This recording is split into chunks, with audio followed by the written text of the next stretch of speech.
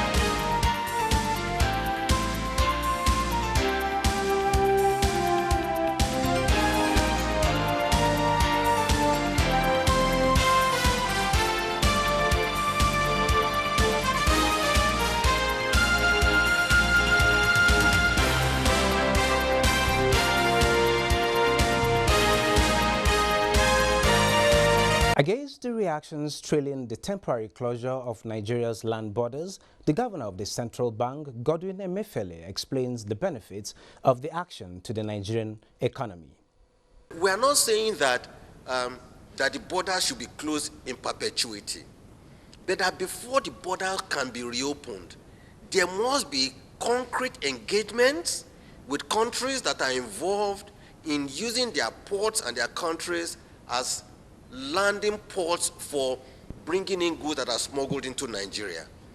That engagement must be held so that we agree on the basis under which what are the kind of products they can land in their country, because if those products they land in their country is meant for their own local consumption, it's understandable. While the training and retraining of auditors in Nigeria, some say, is key to actualizing the fight against corruption in the country. With this in mind, the National Body of Auditors General is focusing attention on cementing their services nationwide for the actualization of the transparency and accountability in the handling of government business. The Auditor General of the Federation, Anthony Ayine, points out the need to address the challenge facing auditors at state and national levels.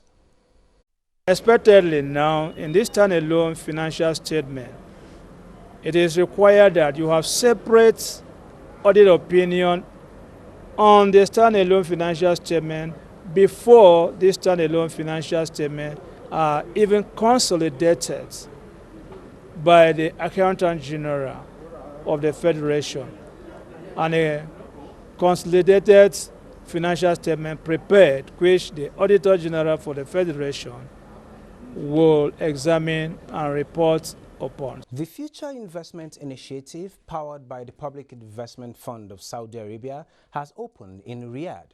President Muhammadu Buhari led Nigeria's delegation to the Global Forum, focusing on utilizing investment towards driving growth opportunities, as well as enabling innovation and disruptive technologies. The event is aimed at building active and global networks of decision makers towards exploring the emerging industries that will shape the global economy and investment landscape. Nigeria is highly expectant. Very, very glad President Muhammadu Buhari is engaging with the sovereign wealth funds, is engaging with the investment community among his several engagements. Last week he was in Sochi, Japan. He has been in many other places to mobilize investments for Nigeria, and he's gaining traction. And we believe that the President will deliver the message properly, and we hope that investments in critical areas in our country will be forthcoming from this initiative, because all global partners are here. The President made a case for investments in Nigeria at the forum this Wednesday.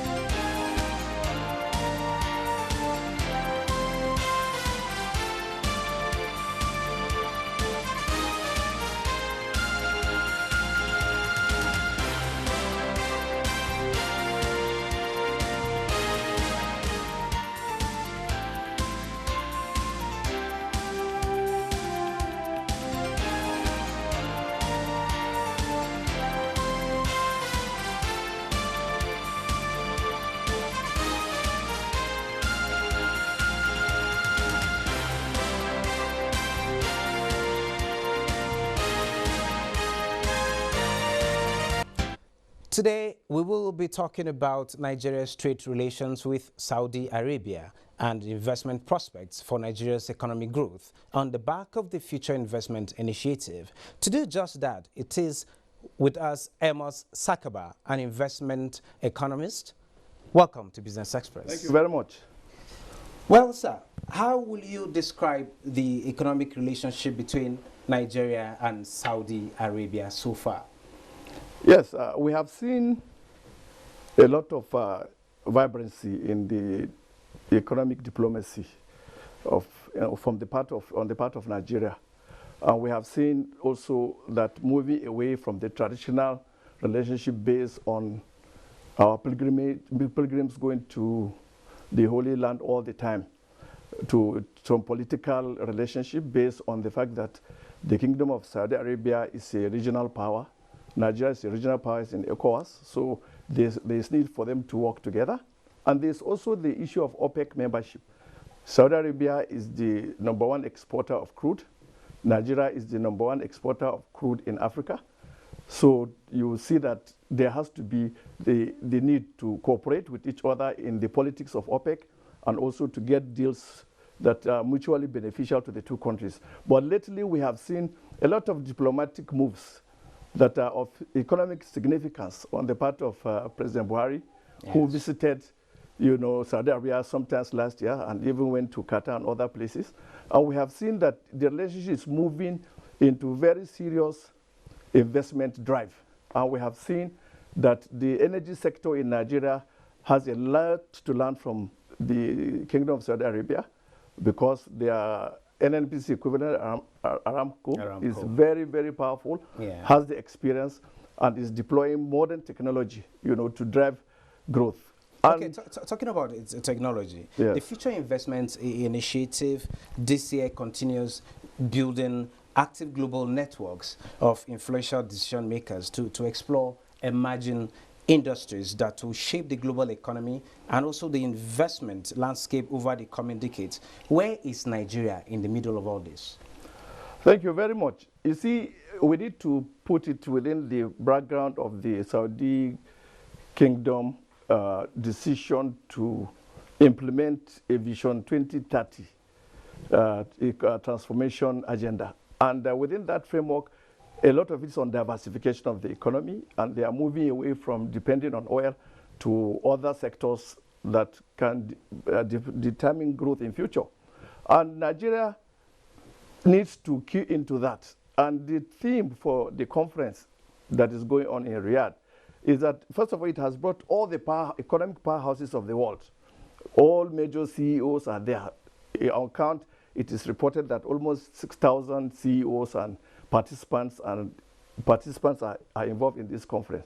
So that means there are opportunities for Nigeria to go and showcase the reforms we are doing internally. The ease of doing business, for example, we are making good progress. We are among the 10 most reforming economies in the world, which means we are in a position now to confidently face investors and invite them to take advantage of Nigeria as the next investment destination. Okay, looking at all this, more so that a lot of countries are trying to look away from oil, taking advantage of technology. What sectors should Nigeria look out for investment from this particular initiative? Thank you very much. Make no mistake, oil will continue to be relevant, will continue to support growth, but within even the oil industry, you can diversify. We have to break this cycle of depending on imported petroleum products, for example. There's no reason why our refineries cannot work. There's no reason why we should be importing petroleum at this point. So we can learn from Aramco, we can learn from Saudi Arabia and all the other investors that are already in Riyadh, looking for where to take capital to. And given Nigeria's deposits of gas and even the crude, it is very important that we take advantage of it and also invite people, especially in the area of infrastructure. And I think this is the area this administration has been happy on.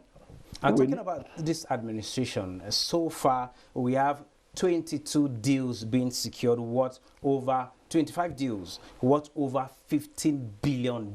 What do you make of that? Well, like I said, Nigeria is always a preferred destination for investment.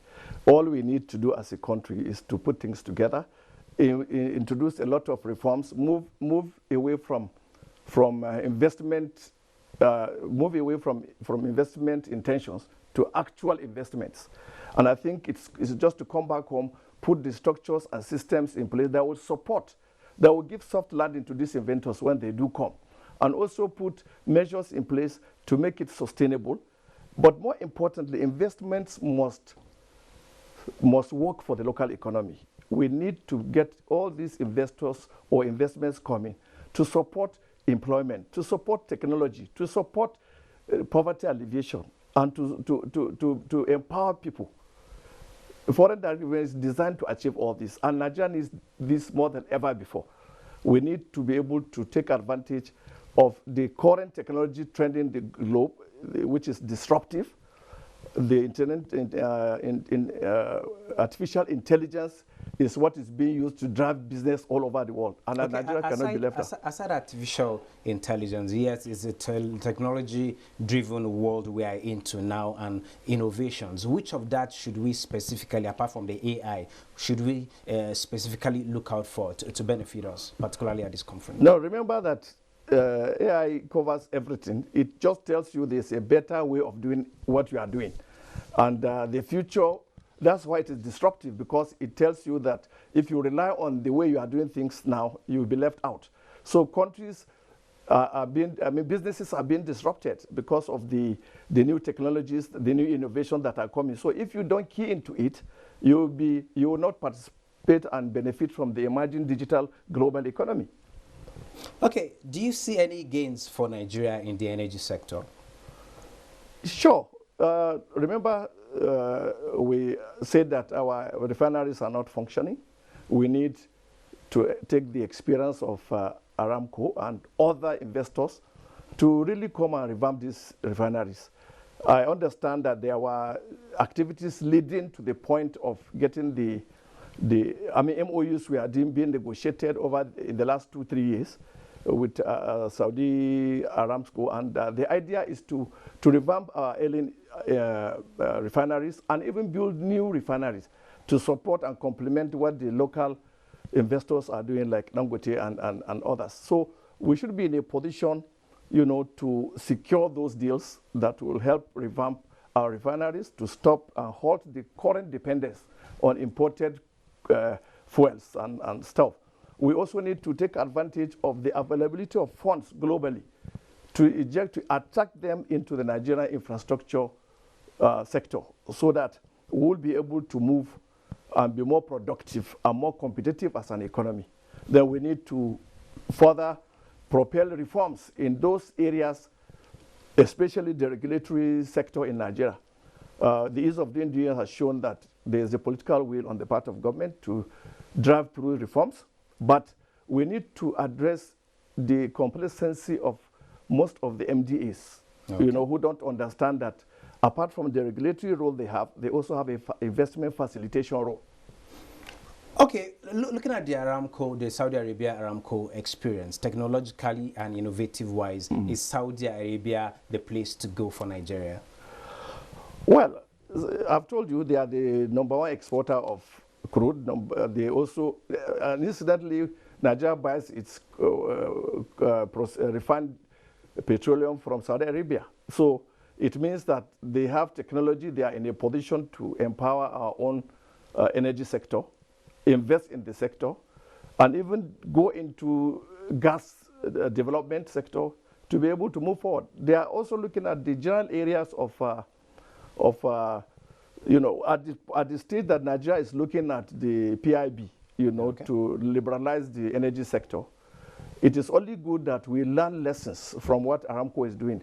We've just had an announcement they are issuing an IPO, and a lot of interest is being generated all over the world. Many countries, Russia, China, India, they all want to buy into that. That means there is an opportunity to transfer ownership from government to individual so that the company can run as a business.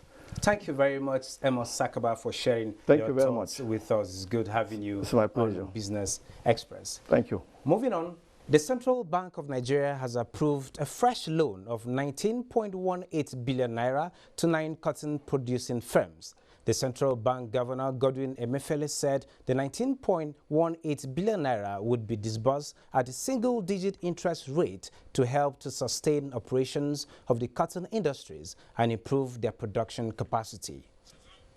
I agree that we have arrived at the juncture where we are opportune to establish a closer collaboration and ties to leverage on each other's strengths to spearhead patronage of our local textile and garment factories in procurement of uniforms going forward.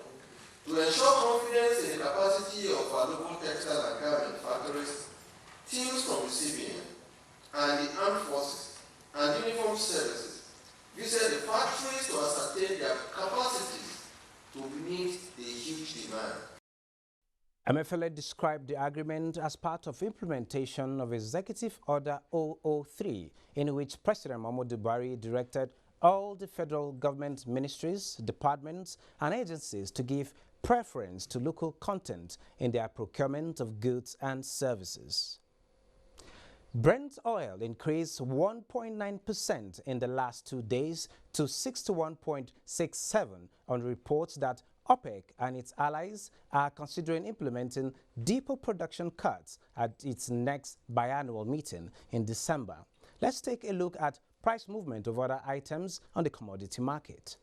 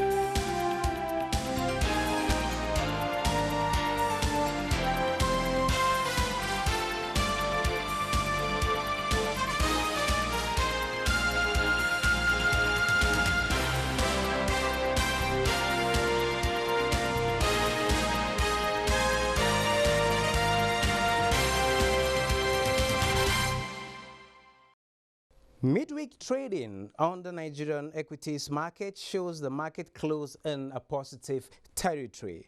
The all-share index and market capitalization appreciated by 0.25 to end the trading session at 26,310.77 basis points. 156.8 million shares exchanged hands in 3,088 deals. That was valued at 1.8 billion naira. Markets in U.S. were red in early trading this Wednesday. Here is how stock market trends are performing at the Fed cuts interest rates 3 times in a row. Europe's main stock markets diverged at the open of trade with London taking one day after British lawmakers agreed to hold an early election on December 12th. The FTSE 100 index retreated by 0.11% to 7,298 points compared to Tuesday. In the Eurozone, Frankfurt DAX shed 0.22% to settle at 12,910.75 points on the upside. CAC 40 rose, gaining 0.7%. Meanwhile, in the United States, stock posted mostly negative numbers. The Dow Jones dropped 0.07% to 27,071 points. S&P 500 depreciated by 0.08% and the Nasdaq stood at 8,276.85. Stocks tend lower in Hong Kong as investors took a step back ahead of the Federal Reserve's latest policy decision and post-meeting statement, which they hope will provide clues about the bank's next move.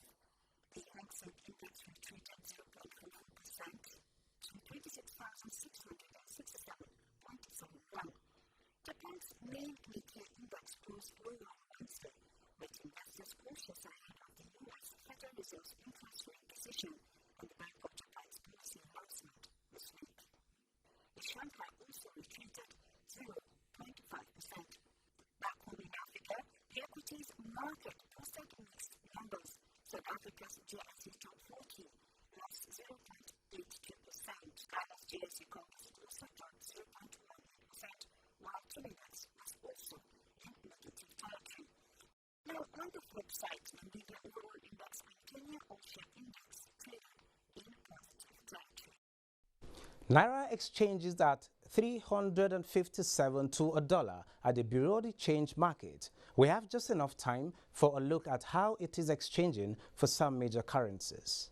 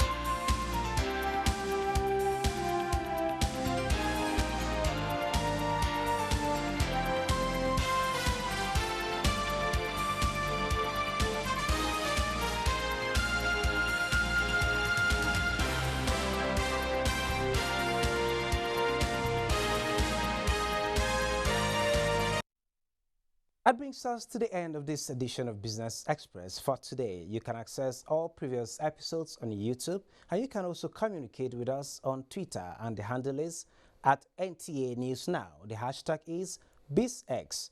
We value your feedback, so keep the mails coming. And join us again on Friday for another episode. I am Benny Adams.